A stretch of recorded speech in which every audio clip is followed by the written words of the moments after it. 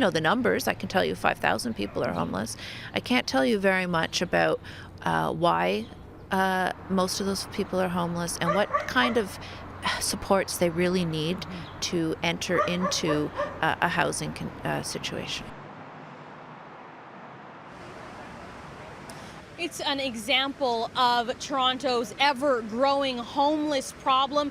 A tent city that was under the Gardiner, cleared out a month ago by the City of Toronto, has its old residents back again just a month later, prompting the city to issue another notice of clearance. Now, advocates for the homeless say it's just further proof that it's time to rethink the way we address homelessness in this city.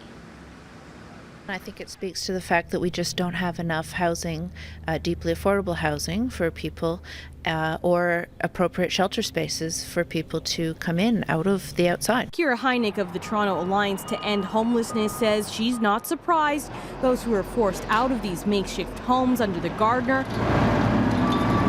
have come back just 1 month later. I do know, though, that the city works very hard to find alternative proper housing for folks in these situations. While the city did provide outreach workers to help those calling this patch of land home find alternate accommodations last month, Heineck says getting them into an emergency shelter is only the first step.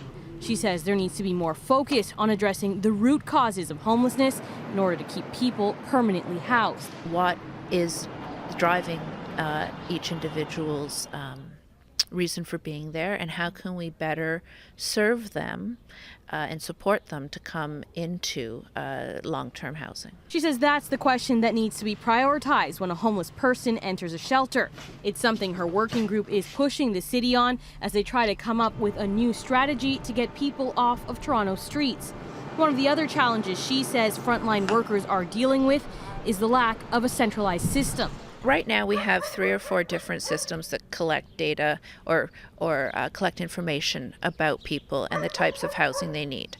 Those systems don't talk to each other, and they don't in turn talk to the systems that collect information on what kind of housing is available. So often people get mismatched. And that could mean ending up right back here. The group is also suggesting priority-based placements instead of the first-come, first-served system shelters currently use. Heineck says it's a model that's been successful in other cities like Hamilton, which was able to reduce homelessness by 25% just last year. I certainly think that we need to rethink how we are addressing homelessness in the city. We've been grappling with this issue for decades now, and it isn't getting any better. In fact, it's getting worse. We have 5,000 people tonight who are homeless. About 500 of them are sleeping rough.